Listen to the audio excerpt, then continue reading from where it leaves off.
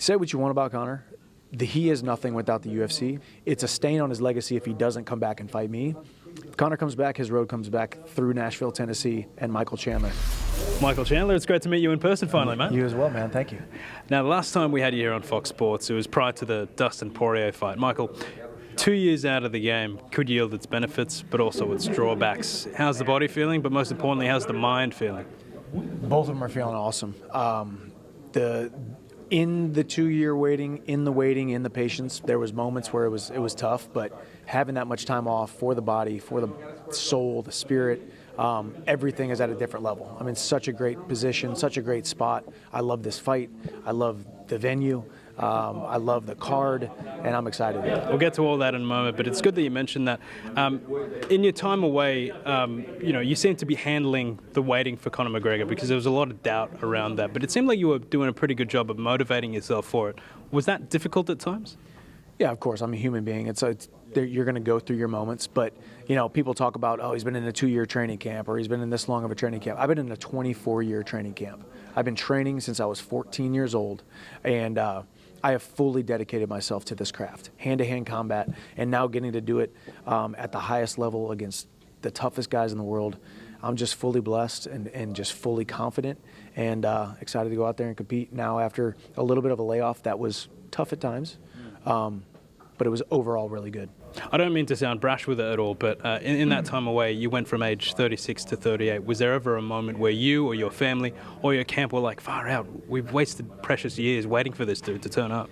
No, not really. Honestly, I might be 38, but I feel like I'm 25, and I think it's a testament to, since I really, really started taking care of myself, once I hit 30 years old or so, I have completely focused just as much on recovery, discipline in the gym, discipline in the kitchen, discipline with my supplements, discipline for my body to make it last as long as possible.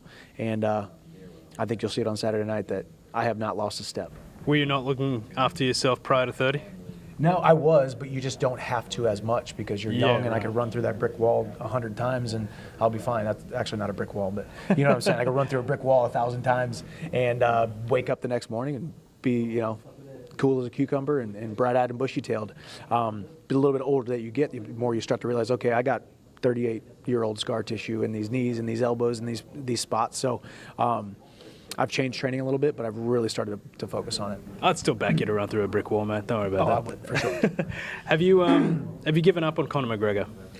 For the time being, Charles Oliveira is the number one fight in my life right now, obviously, and he's a former champion and believes he is going to be champion again. He's a dangerous opponent. I've got a ton of respect for him.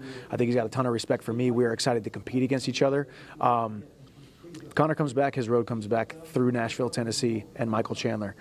We got to finish the Ultimate Fighter 31, but right now, Charles Oliveira is on my radar, number one guy on my radar, and that's what we're going to do on Saturday night. You're absolutely right, because I reckon that was a fear echoed by fans worldwide. Like, this guy needs to turn up. Like, there's got to be a clause there, right, where if Conor McGregor returns, it must be against Michael Chandler. It's got to be you. It is. Okay, good. And, I mean, that's, and he's talked about it. I mean, say what you want about Conor.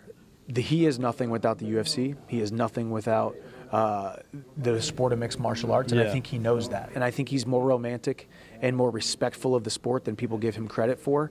So I think he wants to finish the contract that we had signed. I think he wants to finish that that word that he gave that he was going to show up on June 29th. And I think it's a stain on his legacy if he doesn't come back and fight me because of pulling out of that fight. He's never once pulled out of a fight ever, and he's fought injured numerous times. So I wish him well in his recovery, wish him well in his getting back to getting his house in order so we can finish Tough 31. I think it definitely is you regardless of what takes place. Even if you are champion at the time, I think it's Conor McGregor in a non-title fight. Yeah. Either can happen. 170, 155, 185, I don't care what it is. It's just a fight that I want. I want the biggest names, the brightest lights, the biggest platforms, and I've always said that. So Saturday night, is a huge opportunity against a very game opponent, a very scary opponent, and I'm excited to do it. All right, well, this Sunday in Australia, as you mentioned, massive rematch against Charles Oliveira. You nearly secured victory in that first round in Houston. What do you need to do better this time around to secure that result? I nearly did in a lot of people's eyes, but Charles showed the gall that he has, the fighter spirit that he has. A ton of respect for him, and he was able to weather the storm. And then I made a bad choice, bad decision, big mistake, and he took advantage of it. He is a consummate professional and a champion. So. I've just got to go out there and put it together. I've got to go out there and put it together. As I've said before, Chandler 1.0 was out for blood. Chandler 2.0 is out for the title. And I can't win the title without beating Charles Oliveira on Saturday night. And we put together a phenomenal training camp. I've put together a phenomenal life training camp over the last 2 years. And I'm excited to show that on Saturday night. You guys have certainly shown what you're made of since then as well. Is there something to be learned from Charles's fights against Dustin Poirier, Justin Gaethje, of course, guys that you have also come up against?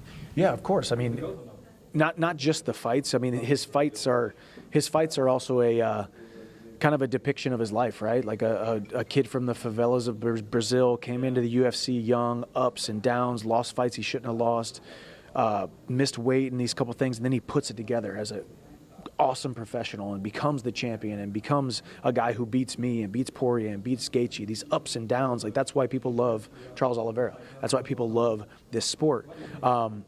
So, yeah, I mean, obviously he had been hurt in a couple of those fights, got dropped in bad positions, but ultimately went out there and finished both of those guys. So he went on an absolute tear. A ton of respect for him and what he's done.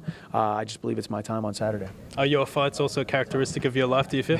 My fight style mirrors my tenacity for throwing myself into the fire. I never come to entertain the fans.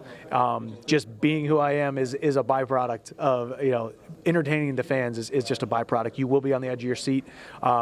You will be happy if you tune in on Saturday night or if you show up to the arena at Madison Square Garden. And you will see me get my hand raised. Speaking of the Garden, speaking of your fights against Poirier and Gaethje, this legendary arena where this fight's going to take place is a place with which you're all too familiar. Tell me, what's it like as an athlete to take center stage there? What is that? How special is it? It's always special. As an athlete on fight week, I just think it's just another arena somewhere. Lock the cage door. Let us do our thing. But really, when you pull yourself away from it, fighting within feet of some of the greatest combat sports that we have ever seen in our entire lives, through the history of combat sports, and it's really, really awesome. I expect to steal the show on Saturday night, and that's my goal. I spoke to Charles only a moment ago, and you mentioned it only a couple of answers ago. Do you feel as though, or have you been told that this is a title eliminator, that you secure a title shot with a win here? This is a title eliminator. This is the #1 contender fight.